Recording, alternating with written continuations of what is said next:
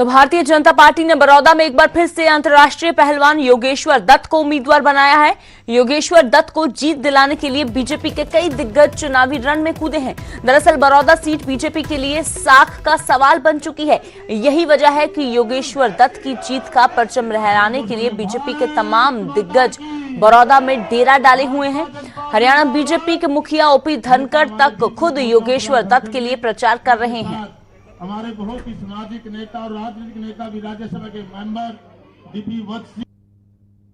धनखड़ जी, पूरी ताकत बीजेपी की लगी हुई है यहाँ पर, कैसे देखते हैं चुनाव को आप और किस तरीके से आगे की गतिविधियां रहेंगी? देखिए, चुनाव की रौनक तो आप दिखाइए, लोगों के उत्साह को, लोगों के चाव को दिखाना मीडिया का काम है। लेकिन मैं ये मानता हूँ कि योगेश्वर की जीत बड़ौदा की जीत है। योगेश्वर बड़ौदा के लिए आइकॉनिक है। जिस प्रकार से बड़ौदा के इलाके का गौरव उसने बढ़ाया है, भारत की आन बान शान बढ़ाई है, उसकी विजय इस इलाके की आन बान और शान को बढ़ाने वाली है। और लोगों ने इस बात का मन बना लिया है कि हरियाणा पहलवानों की धरती है, किसानों की धरती है, जवानों की धरती है।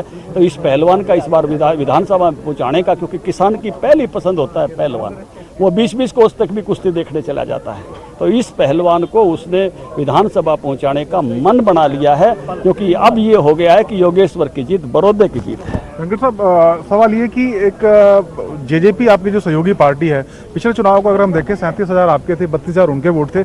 अगर ये टोटल साथ में आए तो फिर तो कोई जीत में दिक्कत लगती नहीं, लेकिन आपको लगता है कि जेजेपी और आप अपना वोट बचा पाएंगे जो पिछली बार मिला था? निश्चित रूप से जेजेपी बीजेपी दोनों मिलकर, दोनों पार्टियां जोरदार कैंपेन कर रही हैं और दोनों पार्टियां बिल्कुल, जिसको मैं कहता हूं कि दमदारी के साथ मैदान में उतरी हुई है। पहले दिन भी जिस दिन मैंने कहा था कि गठबंधन चुनाव लड़ेगा, और गठबंधन पूरी तौर पर इस चुनाव में उतरा हुआ है, चुनाव लड़ रहा है। तो झूठ बोलते रहते हैं कांग्रेस वाले, और इनकी झूठ लोगों के ध्यान में आने लग गई है। और उस नाते से एक एक किसान इस विषय पर अब जागरूक हो गया है कि कांग्रेस की झूठ जो है वो हर बात पर ही झूठ बोलते हैं। 370 पे भी झूठ बोल रहे थे, देश टूट जाएगा, सीएए पर भी बोल रहे थे।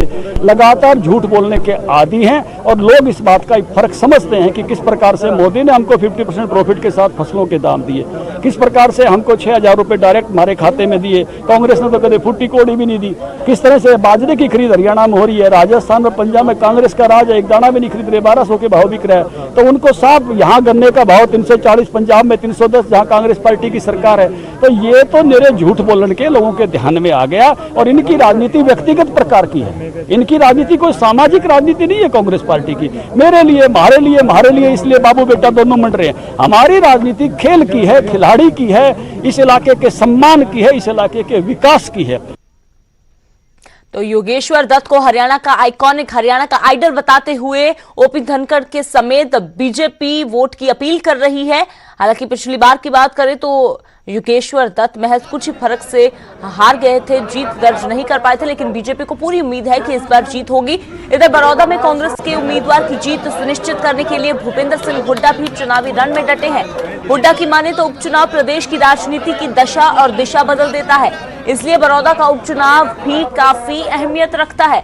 हुड्डा ने दावा किया कि कांग्रेसी उम्मीदवार ही जीत का परचम लहराएगा और प्रदेश की राजनीति की दशा और दिशा दोनों बदल जाएंगी। तो बीजेपी दावा कर रही है जीत का, तो वहीं कांग्रेस कह रही है कि बीजेपी का खाता नहीं खुलेगा और जीत का परचम कांग्रेस का प्रत्याशी ही लहराएगा। हरियाणा के पूर्व मुख्यमंत्री भूपेंद्र सिंह हुड्डा बड़ौदा में प्रचार प्रसार कर रहे हैं, इस वक्त हमारे साथ हैं, उनसे बात करेंगे।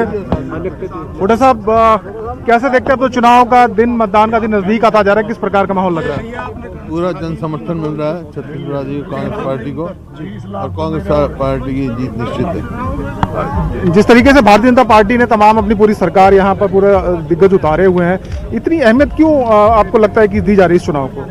क्योंकि उपचुनाव है, उपचुनाव कई दफा ऐसी परिस्थिति में होता है, प्रदेश का जो है राजनीति की दिशा और दशा बदल देता है, जैसे महम में हुआ।